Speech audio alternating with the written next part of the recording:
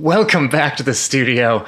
Today I've got a really cool project where I'm going to use Luminar Flex, a plugin for Photoshop or Lightroom Classic, to create a sunray effect and then use a subtract blend mode in Photoshop to extract those sun rays off of the layer and change the color to make a cool cyberpunk effect. So without any further ado, let's get started.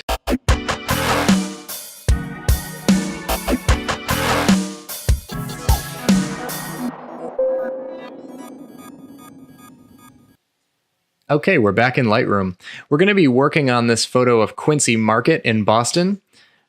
This was processed in Lightroom to give it this sort of cyberpunk effect, this cyan and red kind of effect.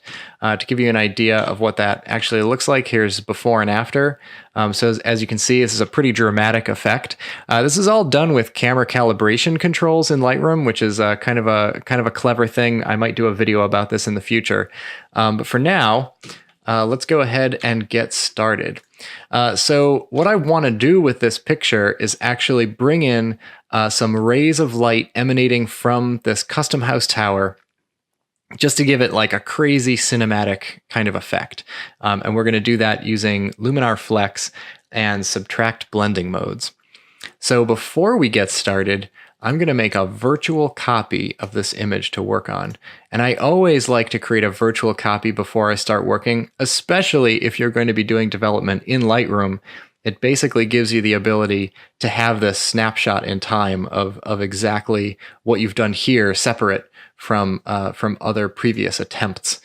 Sometimes I end up with lots of virtual copies with sort of different development techniques.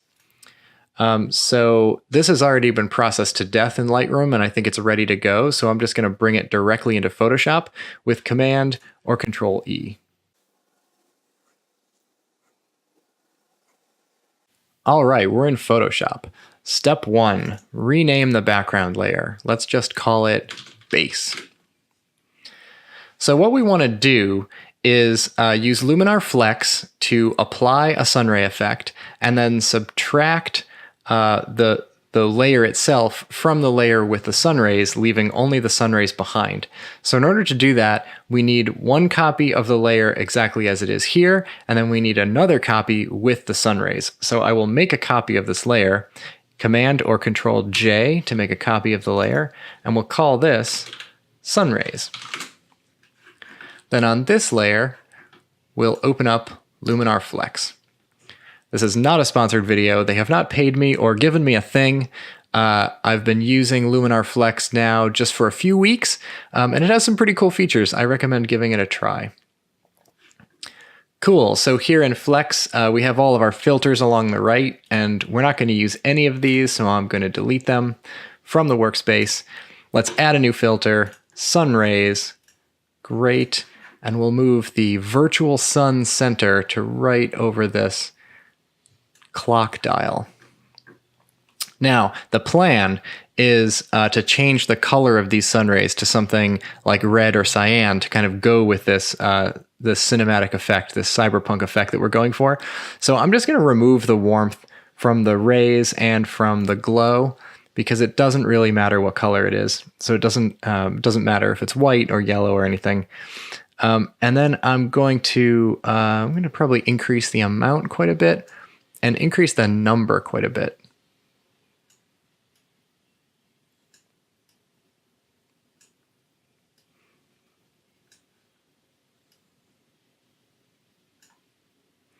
So finally, you can screw around with the randomized number here just to try some different configurations. It is obviously randomized.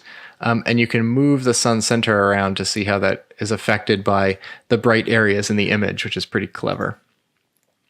I think I like it just like that. So we're going to apply.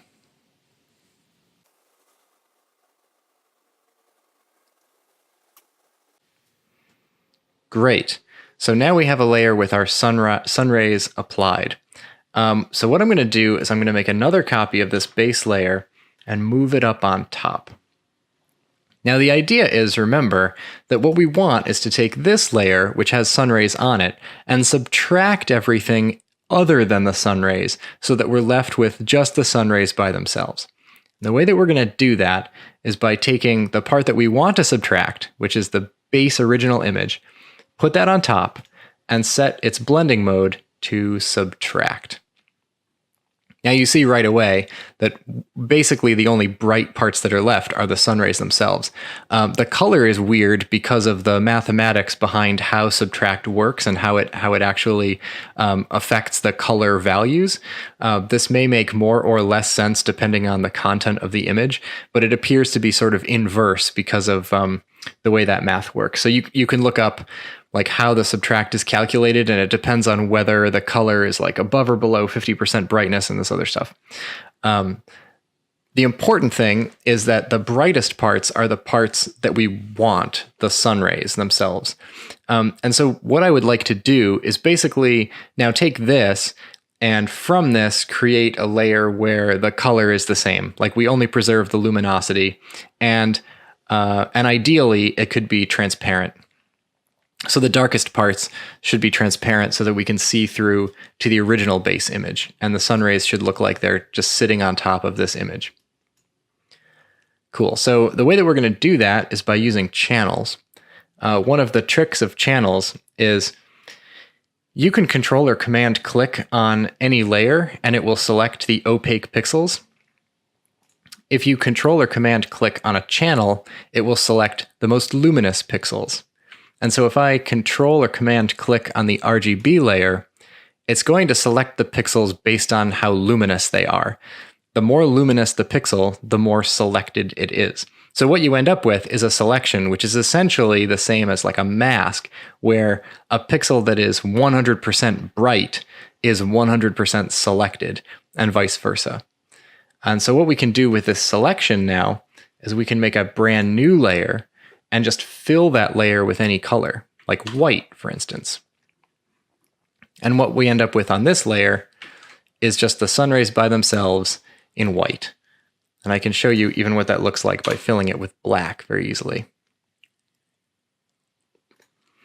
So that kind of doesn't make any sense though for the sun rays to be black. And if we wanted them to be white, we could have just used the filter by itself. So now what we're going to do is we're going to use blending options. So now what we're going to do is we're going to use blending options. Right-click blending options, or just double-click in the empty space on the layer title. And what we're going to do for this one is color overlay. And I've actually already selected this color, but what's cool is you can basically just select any color here and it'll update live underneath. So you can really try some different stuff really quickly without having to keep going back and filling and then choosing a color and then filling. So I'm going to go with something kind of in this area, like sort of a cyan green. I think that fits with the theme. And now, of course, this is just way too intense, so we'll just turn down the opacity a little bit, and it starts to look pretty cool. Cool. So we actually don't need these layers anymore. We can discard them. And what we're left with is just this original base layer and a brand new sun rays layer right on top that we can change to any color very easily. So that's it, guys. I hope you thought that this was cool and informative and taught you something about how blending modes work in Photoshop. If you have any questions, leave them down below, and I'll catch you on the next video.